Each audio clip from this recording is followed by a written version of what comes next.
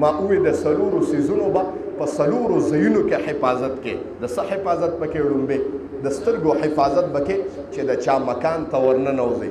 نمبر 2 د ژبې حفاظت به کې د علماو د مشرانو په مجلس کې. نمبر 3 د معدې حفاظت به کې د ګیډې چې پردي درستخان باندې کېنې. او نمبر 4 د زړه حفاظت به کې چې څه ته ودرېږي مستقل بچو څلور نصیحت نورې کومه باس دا ستاسو د زندګۍ دپاره کافي ده. ووایم که موضوع بدله کړم ووایم که موضوع بدله کړم اواز نه راځي هلکه نن خو موسم ښه دی نو بیا څنګه ستاسو ګرمي کېږي بچو د څلورو څیزونو نور نصیحت کوم بس دا خپل لفافه کې او د زړه په کڅوړی کې بند کې دا به ستاسو دپاره په زندګۍ کې ډېر ښه. نمبر 1 بچو 2 څیزونه به بالکل نه یادوي. 2 څیزونه به دا نصیحت والا خبرې دي او محترمو دا د سرو زرو په تختو باندې د لیکلو خبرې دي خو هغه نشته نو خیر دی په خپل زړه باندې ولیکئ. خوښ هم ده په زړه باندې به یې ولیکم بچیا 2 څیزونه به بالکل نه یادوي. بابا کم نمبر 1 چې چا سره د احسان وکړه بچیه زندګۍ کې به د هغې تصور هم نه یادوي.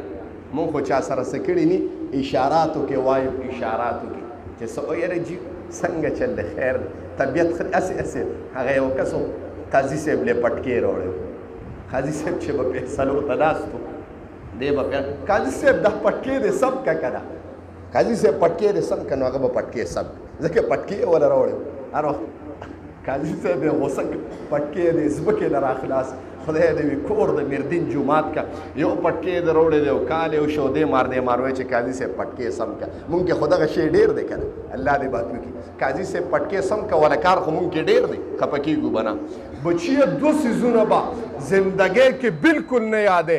نمبر 1 ما ووې اخیرې جمله وایم بس دې چندې پورې رسېږم او بیا انشاءالله الرحمن دعا کو. ګرمي د ایمان به دې ټایم کې پته لګي. ایمان به کله پته لګي دې ټایم کې به پته لګي په سخته کې. خولې بهیږي د چا نه خولې بهیږي خولې خیر ده خو ایمان ونه بهیږي نو بیا به کار خراب شي. بچیا توجه غواړم بچیا 2 څیزونه به زندګۍ کې بالکل نه یادې. نمبر 1 چې چا سره د احسان وکړه بالکل به نه یادې.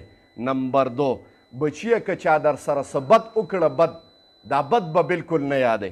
چا در سره بد وکړ بس هغه وکړه ته به دا بالکل نه یادې. او 2 څیزونه بچیه 2 به بالکل نه هیرې. نمبر 1 دا لاندې حال نه راټوله که بیا باقي صادر ونیسه.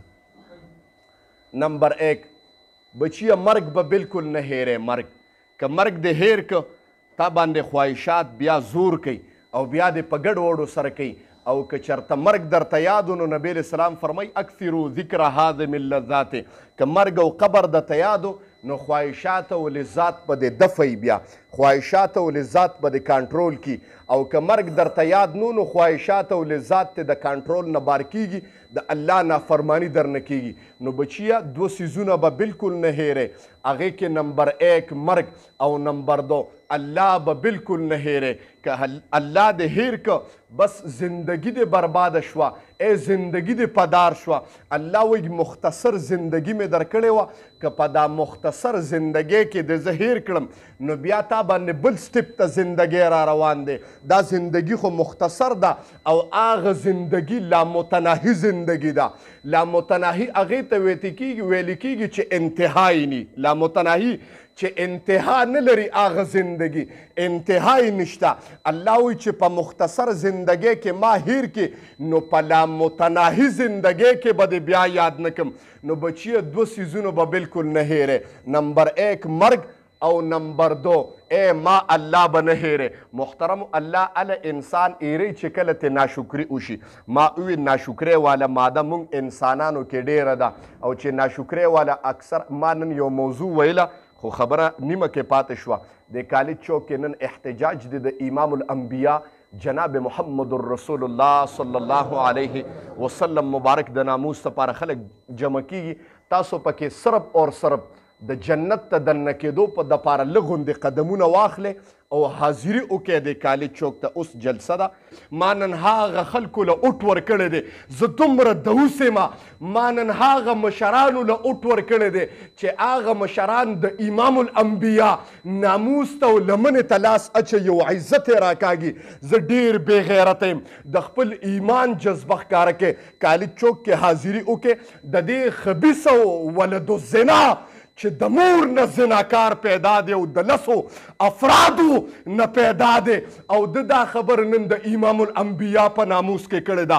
ټول خپل جذبه او ایمان ښکاره کړي، نه ډور عاجز یم او ډېر کمزور یم.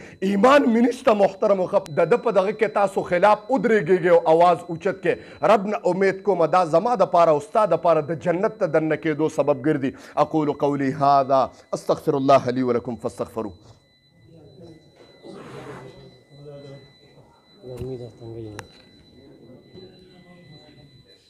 या रसूल सलाम अलैका, या हबीब सलाम अलैका, सलाम